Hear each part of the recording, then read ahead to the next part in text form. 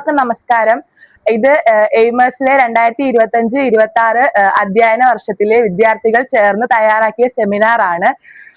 ഇത് ഞങ്ങളുടെ ഭാവിയിലേക്ക് വളരെ ഉപകാരപ്രദമാണ്. ഞങ്ങളുടെ ജോഗ്രഫി സാറായ സിദ്ദീഖ് സാറാണ് ഞങ്ങൾക്ക് ഇതിന് നേതൃത്വം നൽകിയത്. എല്ലാവരും ഞങ്ങളെ ഈ സെമിനാർ കണ്ട് ഞങ്ങളെ പ്രോത്സാഹിപ്പിക്കണമെന്ന് അഭ്യർത്ഥിക്കുന്നു. ഇത് ഞങ്ങൾക്ക് വലിയ ക്ലാസ്സുകളിലേക്ക് വളരെ ഉപകാരപ്രദമാണ്. ഞങ്ങളെ കണ്ടക്ട് ചെയ്യാൻ സഹായിച്ച സിദ്ദീഖ് സാറിനോട് നന്ദി പറയുന്നു.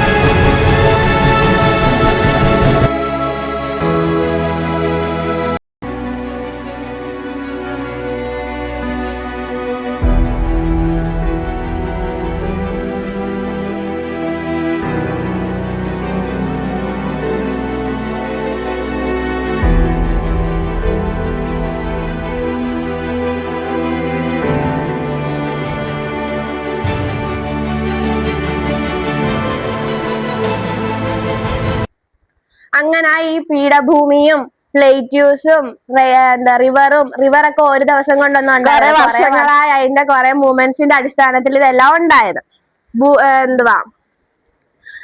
ഭൗമോപരിതലത്തിൽ ഉയർച്ച താഴ്ചകൾ ദിനാന്തരമായി ചലനങ്ങളുടെ അടിസ്ഥാനത്തിലായി ഉയർച്ച താഴ്ചകൾ ഉണ്ടാകുന്നത്. ഫസ്റ്റ് ഞാൻ വായിക്കാം. The earth movement that cause the up and downs on the surface of the earth are the earth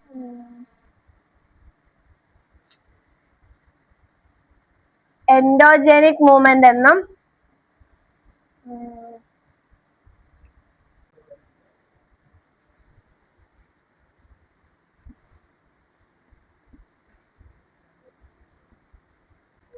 അന്തർജന്യ ചലനങ്ങളും ബാഹ്യജന്യ ചലനങ്ങളാ പറയുന്നത്. എക്സോജനിക് മൂവ്മെന്റ് എന്ന് പറയുന്നത് ഭൂമിയുടെ ഉള്ളിൽ നടക്കുന്ന കാര്യങ്ങൾ. The process that are caused by the force within the earth at ഭൂമിയുടെ ഉള്ളിലാണ്. എൻഡോജനിക് മൂവ്മെന്റ്സ് എന്ന് വെച്ചാല് ഭൂമിയുടെ ആന്തരിക ചലനങ്ങൾ. അത് നമ്മൾ പ്രധാനമായിട്ടും രണ്ടായിട്ടാണ് തരംതിരിക്കുന്നത്. ഒന്ന് ഡയാസ്ട്രോപിക് മൂവ്മെന്റ്സും ഒന്ന് സഡൻ മൂവ്മെന്റ്സും. ഡയാസ്ട്രോപിക് മൂവ്മെന്റ്സ് എന്ന് വെച്ചാല് സാവധാനത്തിൽ ഉണ്ടാകുന്ന ചലനങ്ങളും സഡൻ മൂവ്മെന്റ്സ് എന്ന് വെച്ചാൽ പെട്ടെന്നുണ്ടാകുന്ന പ്രോസസ് എന്ന് പറഞ്ഞാല് ഭൂഖണ്ഡ രൂപീകരണ പ്രക്രിയകൾ, ഒറോജനിക് പ്രോസസ്സ്, പർവ്വത രൂപീകരണ പ്രക്രിയകൾ. പിന്നെ സഡൻ മൂവ്മെന്റ്സിനകത്ത് വരുന്നത് എർത്ത് വേക്സും വോൾക്കാനിസം ആണ്. പറയുന്ന പ്രക്രിയകളെ എല്ലാം കോമൺ ആയിട്ട് വിളിക്കുന്നത് ഡയാസ്ട്രോപിക്. പഠിപ്പിച്ചതിന്റെ ബാക്കിയാണ് നിങ്ങളെ പഠിപ്പിക്കാൻ പോകുന്നത്. നമ്മൾ 10ാം ക്ലാസ് ആണ്, നമുക്ക് കുറച്ച് അധികം പഠിക്കാനുണ്ട്. നമ്മൾ കറക്റ്റ് ആയിട്ട് എല്ലാവരും കുറിച്ചാണ് ഞാൻ പറയാൻ പോകുന്നത്. എക്സോജനിക് മൂവ്മെന്റ്സ് 3 തരത്തിലുണ്ട്. വെതറിങ്, പിന്നെ എറോഷൻ, ട്രാൻസ്പോർട്ടേഷൻ, ഡെപ്പോസിഷൻ, പിന്നെ മാസ് വേസ്റ്റിംഗ്. ബാഹ്യജന്യ ചലനങ്ങൾ അതായത് എക്സോജനിക് മൂവ്മെന്റ്സ് അത് 3 തലത്തിലാണുള്ളത്. അപക്ഷയം, അപരദനം, വഹനം തരത്തിലാണ് അതുള്ളത്. മലയാളം മീഡിയത്തിന്റെ അത്യാവശ്യം നല്ല ടഫാണ്. നിങ്ങൾ വായിച്ച് മനസ്സിലാക്കി കൃത്യമാക്കി നോക്കുക. അതിനകത്ത് കുറച്ച് വാക്കൊക്കെ പിടിയിട്ടാൻ ഭയങ്കര പാടാ. അപ്പൊ നമുക്ക് ആദ്യം അപക്ഷയം അതായത് വെതറിങ് നമ്മൾ ഫസ്റ്റ് ചാപ്റ്ററിൽ നല്ല വൃത്തിക്ക് പഠിച്ചതാണ്. പക്ഷെ ആ വെതറിങ് അല്ല ഈ വെതറിങ് പാറകളും കല്ലുകളും ആ ഒരു സംഭവങ്ങളൊക്കെ ആയിട്ട് ബന്ധപ്പെട്ടുള്ള വെതറിങ് ആണ്. അപ്പൊ നമുക്ക് വെതറിങ് ആദ്യം അപക്ഷയത്തെ കുറിച്ച് പഠിക്കാം. അപക്ഷയത്തില് ഗ്രാവിറ്റേഷണൽ ഫോഴ്സ്, ഗുരുത്വാകർഷണ ബലം വരുന്നുണ്ട്. താപവ്യതിയാനം അതായത് ടെമ്പറേച്ചർ വ്യത്യാസം വരുന്നുണ്ട്. തന്മാത്ര സമ്മർദ്ദം അതായത് മോളിക്കുലർ സ്ട്രെസ് വരുന്നുണ്ട്. പിന്നെ ബയോകെമിക്കൽ ആക്ഷൻസ്, രാസജൈവ പ്രവർത്തനങ്ങൾ എന്നിവ വരുന്നുണ്ട്. അപ്പൊ ഈ വെതറിങ്ങിൽ തന്നെ 3 എണ്ണം ഉണ്ട്. ഭൂമിയിൽ വിവിധ തരം ശിലകൾ ഉണ്ടെന്ന് നമുക്കറിയാമല്ലോ. ശിലകൾ എന്തുവാ?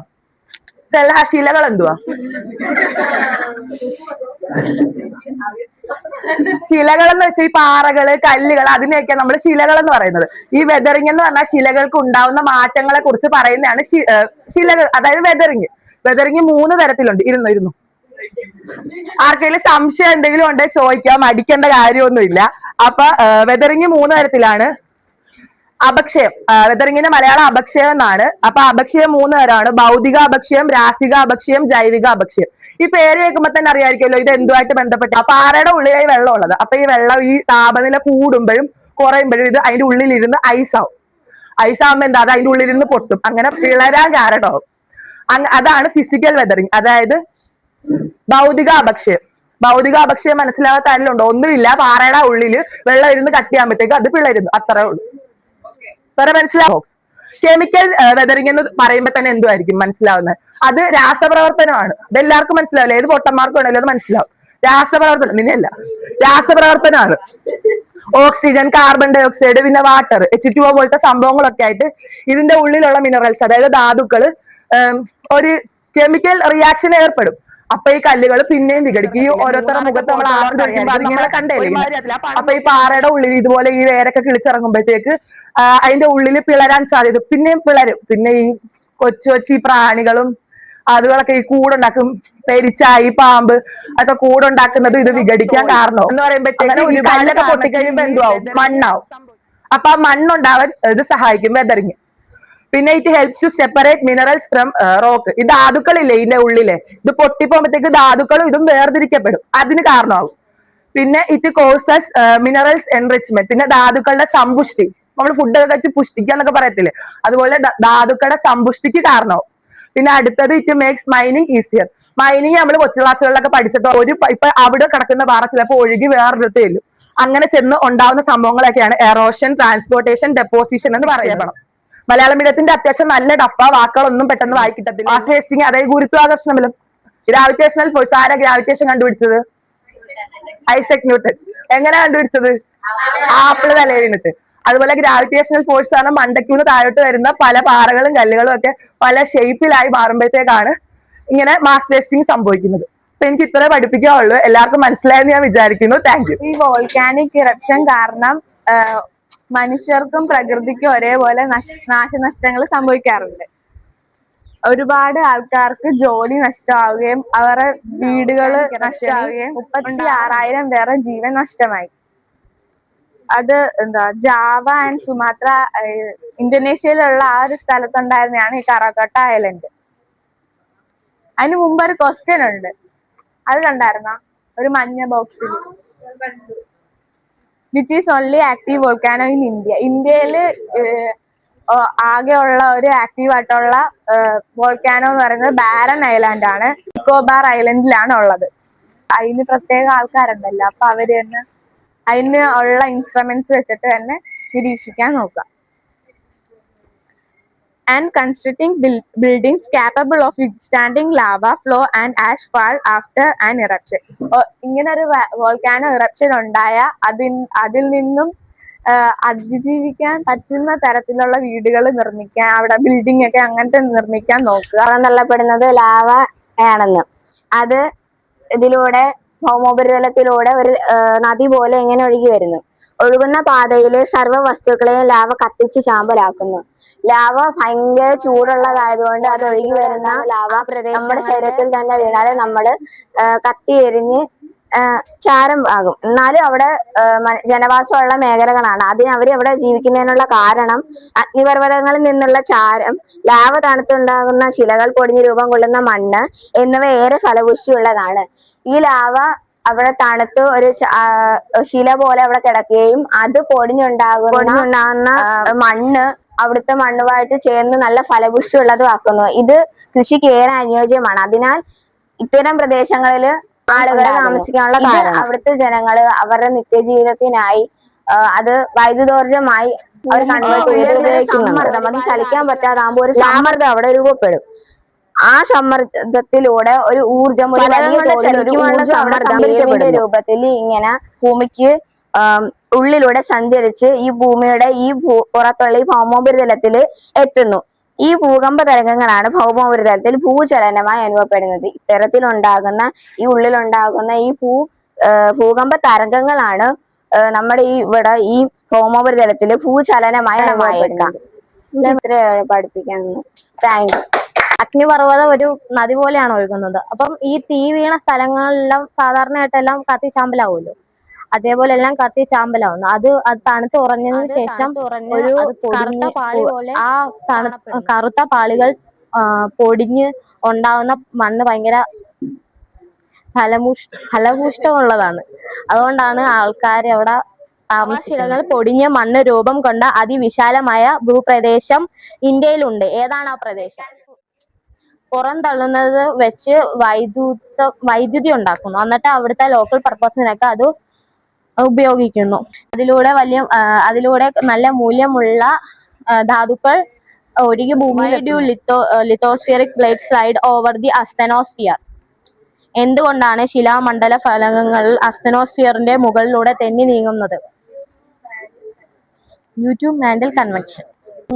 ഭൂമിയുടെ അടിത്തട്ടിലുള്ള രണ്ട് ഫലകങ്ങൾ തമ്മിൽ ഉരസി അവിടെ ഒരു ഉരസും അതിന് പിന്നെ ചലിക്കാൻ കഴിയാതെ വരുമ്പോഴത്തേക്കും അവിടെ ഒരു ഫ്രിക്ഷൻ രൂപപ്പെടുകയും അത് അവിടെ തന്നെ ഒരു വേവ് പോലെ ആവുകയും ചെയ്യും. അത് ഭൂമിയുടെ പുറത്ത് അനുഭവപ്പെടുന്നതായിട്ടാണ് എർത്ത് ആയിട്ട് അനുഭവപ്പെടുന്നത്. നമുക്ക് ഭൂമിയുടെ പുറത്തോട്ട് ഒരു ഭൂകമ്പമല്ലേ ഭൂചലനമായി അനുഭവപ്പെടുന്നത്. ഭൂകമ്പങ്ങളുടെ വിതരണത്തെ കുറിച്ചാണ് പറയുന്നത്.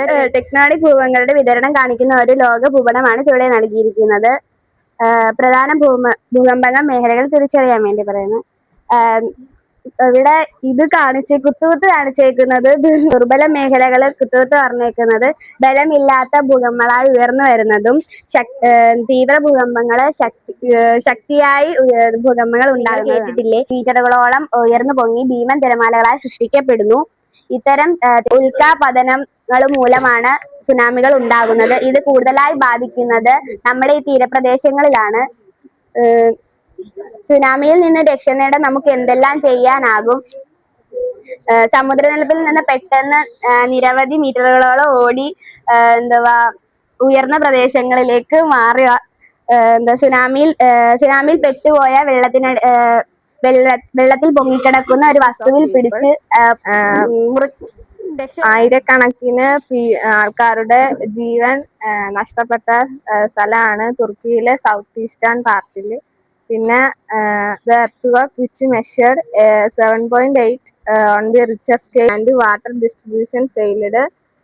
പിന്നെ വാർത്താ സംവിധാനങ്ങൾക്കൊക്കെ താറുമാറ് സംഭവിച്ചു. പിന്നെ ജലവിതരണങ്ങളൊക്കെ മുടങ്ങി.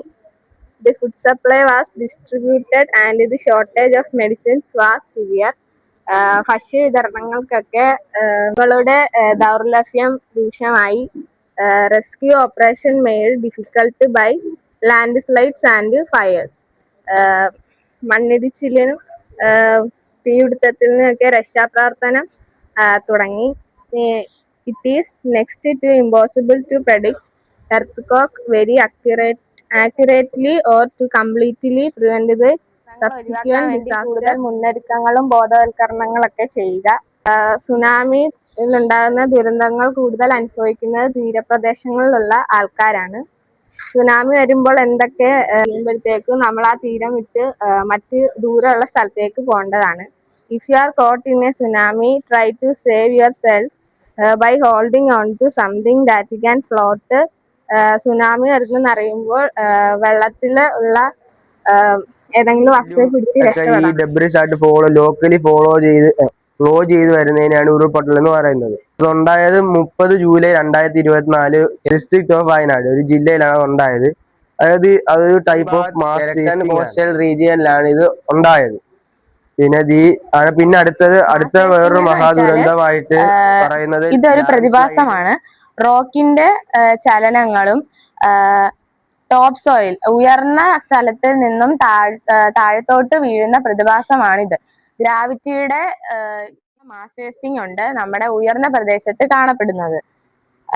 അവ land falls, rock falls, land slides, debris flows and land subsidence. മണ്ണിടിച്ചിൽ, ശിലാപതനം, മലകളുടെ നിരങ്ങിയിറങ്ങൽ. ഡെബ്രിസ് ഫ്ലോ എന്ന് വെച്ചാൽ അവശിഷ്ടങ്ങളുടെ ഒഴുക്ക്. പിന്നെ ലാൻഡ് സബ്സിഡൻസ് എന്ന് വെച്ചാൽ ഭൂമിയുടെ ഇടിഞ്ഞുതാഴൽ. ഇവയാണ് മാസ് വേസ്റ്റിങ്ങിന്റെ factors. Sliding of a portion of a mountain slope under the force of gravity. ഗ്രാവിറ്റിയുടെ ഇതുകൊണ്ടാണ് അവ മലയുടെ ചരിവിൽ നിന്നും ഒരു പോർഷൻ, മണ്ണിന്റെ ഒരു പോർഷൻ മലയുടെ ചരിവിൽ നിന്നും താഴോട്ട് വീഴുന്നത്. അതിനെയാണ് നമ്മൾ ലാൻഡ് സ്ലൈഡ് എന്ന് പറയുന്നത്. In the hilly regions of Kerala, intense rainfall often triggers the landslides or debris flows which may occur either separately or in Kerala. Intense rainfall often triggers landslide or debris flows which may occur either separately or in combination. This phenomena is locally known as urulpottal and can often be highly destructive. ഉരുൾപൊട്ടൽ എന്ന് വെച്ചാൽ കേരളത്തിലെ മലപ്രദേശങ്ങളിൽ തീവ്ര മഴയും മണ്ണിടിച്ചിലും പിന്നെ മണ്ണിന്റെ മുകളിൽ നിന്നും താഴോട്ട് മണ്ണ് ചരിവിലൂടെ ഒഴുകി ഇറങ്ങുന്നതും ഇവ ഒരുമിച്ച് അല്ലെങ്കിൽ സെപ്പറേറ്റ് ആയിട്ട് കാണപ്പെടുന്നു. കമ്പൈൻ ചെയ്തും വിസ്ഫോടനം, ഭൂചലനം എന്നിവയാണ് അതിതീവ്ര മഴ എന്നിവയാണ് ഡെബ്രിസ് ഫ്ലോയുടെ ഫാക്ടേഴ്സ്. ഡെബ്രിസ് ഫ്ലോയും ലാൻഡ് സ്ലൈഡ്സും കൂടുതലായി പശ്ചിമഘട്ടങ്ങളിലും ഹിമാലയൻ മൗണ്ടൻസിലുമാണ് കാണപ്പെടുന്നത്.